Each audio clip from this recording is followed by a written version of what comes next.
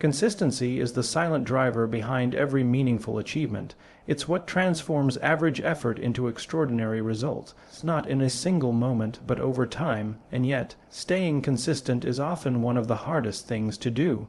We get distracted, we lose motivation, or we convince ourselves we'll start again tomorrow. But if you truly want to master consistency, you can't wait for motivation. You have to force it. The first way to do that is by eliminating choice. Structure your environment and your schedule so that showing up is not optional. If your goal is to work out every morning, lay out your clothes the night before. If you want to write every day, put it on your calendar as a non-negotiable. The fewer decisions you need to make, the easier it becomes to act. Next, shrink your expectations. Too many people try to be perfect on day one. That kind of pressure crushes momentum. Focus instead on doing something small and manageable every day. A 10-minute jog is better than skipping the gym because you couldn't manage an hour. Writing one paragraph is better than waiting until you have time to write 10 pages. Small wins build consistency. Third, track everything. Data doesn't lie. Keep a record of what you do, even if it feels trivial. A simple checklist, journal, or habit tracker can be a powerful motivator. Once you start building a streak, you won't want to break it. It's not about obsessing over numbers, it's about creating visible proof that you're showing up. Another key is to kill your excuses before they appear. Anticipate the moments when you'll feel lazy, tired, or unmotivated. Plan for them, have a backup strategy. If you can't get to the gym, do a 15-minute home workout. If your schedule changes, move your task to another slot. Excuses only win when you haven't already decided how you'll beat them. Lastly, learn to separate how you feel from what you do. You won't always feel inspired or excited, and that's okay. Consistency isn't a mood, it's a decision, and that decision needs to be made regardless of your emotional state. Discipline must become your default, even on the bad days, especially on the bad days. Forcing yourself to be consistent isn't glamorous. It won't always be fun, but it works. The results will come not because of a single burst of brilliance, but because you kept showing up again and again and again. We like to believe that discipline is a matter of willpower, that if we just try harder, we'll be able to follow through. But the truth is, willpower is a limited resource. We wake up with a certain amount of it each day, and it gets chipped away every time we have to make a decision. What to wear, what to eat, when to start, whether today is the right day. Each of these choices adds friction. And friction is the enemy of consistency. So if you want to force yourself to be consistent, you have to make fewer decisions, not more. You have to build systems that make showing up automatic. Imagine waking up and asking yourself, do I feel like working out today? You've already lost. That question opens the door to negotiation. Negotiation leads to hesitation, and hesitation usually leads to inaction. The key is to remove the need to ask that question in the first place. Instead, you create a routine that's already decided for you. You wake up, your gym clothes are on the chair, your workout playlist is ready, and your water bottle is filled. You're not debating. You're just following a path that's already laid out. The most consistent people aren't stronger or more driven. They've simply taken the pressure of choice out of the equation. They know that motivation can't be trusted, so they build rituals. They structure their environments in a way that makes the next action inevitable.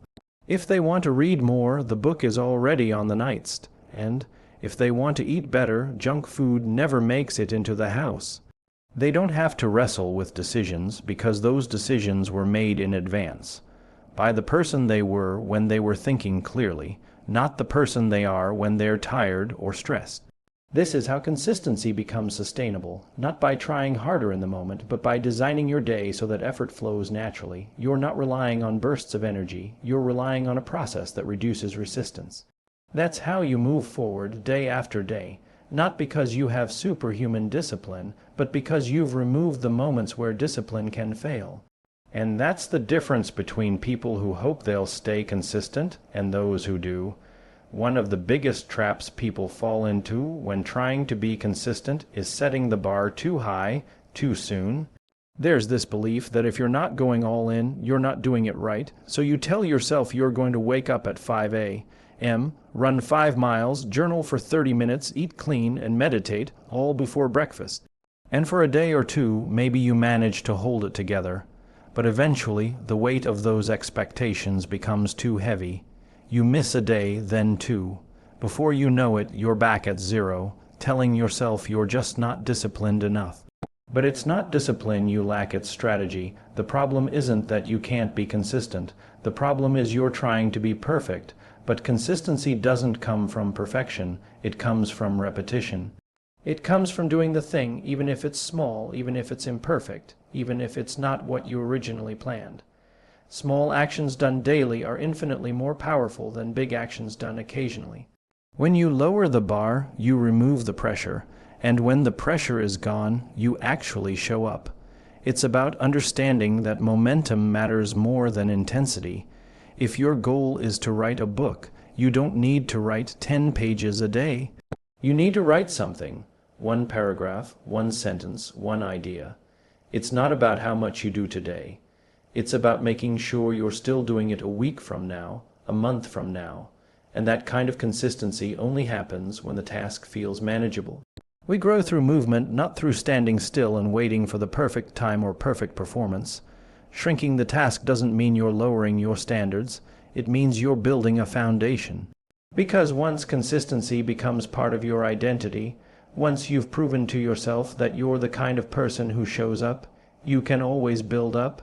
You can always do more later, but you have to earn the right to scale by being consistent at a smaller level first.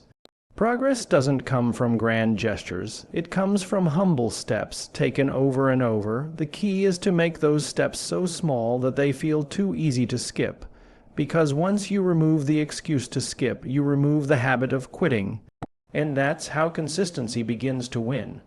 We all want to feel like we're making progress, but without evidence, that feeling fades. That's where most people fall off. Not because they don't care or aren't trying, but because they can't see the results fast enough. The truth is, meaningful progress is slow, often invisible in the early days. You're doing the work, but it feels like nothing's changing, and when that happens, it's easy to give up. That's why tracking matters. Not for praise, not for perfection, but to remind yourself that you're still showing up. Tracking is about building proof, not for others, for yourself. Proof that the effort wasn't wasted. Proof that you kept the promise even when it didn't feel like it mattered. You see, we tend to overestimate what we can accomplish in a day and underestimate what we can accomplish in a year. A single entry in a journal, a check mark on a calendar, one line in a spreadsheet, on its own, it doesn't look like much. But strung together, those marks become momentum. They show you that you're not starting from zero. You're building something one day at a time. It's not about obsessing over metrics. It's about using visibility as motivation.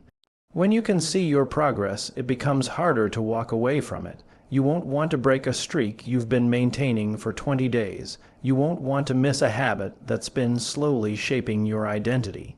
And even if the outcome hasn't arrived yet, if you haven't lost the weight, or written the book, or built the business, you can look back at the track record and say, I'm on the path, I'm doing the work. And if you miss a day, you'll see it, you'll notice it, that gap in the chain, that empty square on the calendar. It's a quiet nudge to get back on track, not with shame, but with clarity. Tracking doesn't judge you, it reflects you. It doesn't push, it reminds. It says, you're closer than you think, don't stop now. In the end, we don't stay consistent by feeling like it every day. We stay consistent by building a system that shows us who we're becoming. Because when you can see your progress even in its smallest form, you start to believe in it, and belief is where consistency takes root. There's a moment every single day when the voice shows up, you know the one. The voice that says, skip it today, you're too tired, you've earned a break, you'll catch up tomorrow. It doesn't yell, it whispers, calm, reasonable, almost kind, but if you listen to it too often, it becomes your default. And once that happens, consistency slips away, not in a dramatic fall, but in a quiet fade. That's why you can't wait for those moments to surprise you. You have to plan for them. You have to see the excuse coming before it arrives. People often treat obstacles like unexpected emergencies, but most of them are entirely predictable. You know you're going to feel tired some mornings, you know work will get hectic, you know some days you won't feel motivated. So instead of pretending those moments won't happen, build a plan for when they do, anticipate the excuse, then write the script you'll follow when it shows up. It's about building what you might call Then responses. If I get home late and miss my full workout, then I'll do 10 minutes of movement before bed. If I forget to write in the morning, then I'll write for 5 minutes during lunch. The point isn't to hold yourself to perfection.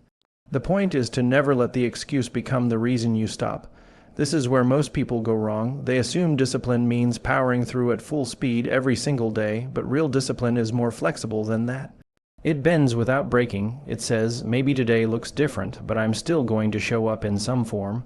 That flexibility protects your consistency. It allows you to adjust without quitting. And once you build this habit of anticipation, of preparing for the excuse before it arrives, you stop being surprised by the hard moments. You start recognizing them as part of the process, not interruptions to it. Suddenly, a missed alarm or a long meeting isn't the end of your streak. It's just a curve in the road, one you already knew was coming. Consistency isn't about never slipping, it's about never staying down. And the best way to rise quickly is to have already decided how you'll respond. When you prepare for the excuse loses its power, and that's when you start winning, even on the hard days. We tend to believe that our actions need to match how we feel. If we feel tired, we rest. If we feel unmotivated, we wait. If we feel uninspired, we pause. But the people who build real consistency, who do the work day after day, don't always feel like it either. They just understand something most people don't. How you feel is not the same as what you do. Feelings are fleeting, decisions can be lasting, and the decision to act, regardless of how you feel, is where consistency truly begins. There's a quiet power in doing the thing even when you don't want to.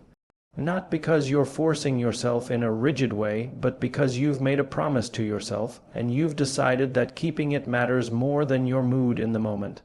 That decision builds trust. Not with others, but with yourself. You begin to see yourself as someone who follows through, who shows up, who doesn't wait for perfect conditions, and that identity is worth everything. The truth is, your feelings are real, but they aren't reliable. They're influenced by 1,000 things: weather, sleep, distractions, stress. If you build your consistency on the foundation of feeling good, you're building something fragile. But if you learn to act independent of your mood, to treat the task as a non-negotiable, you create something much stronger. You build discipline, you build momentum, you build resilience.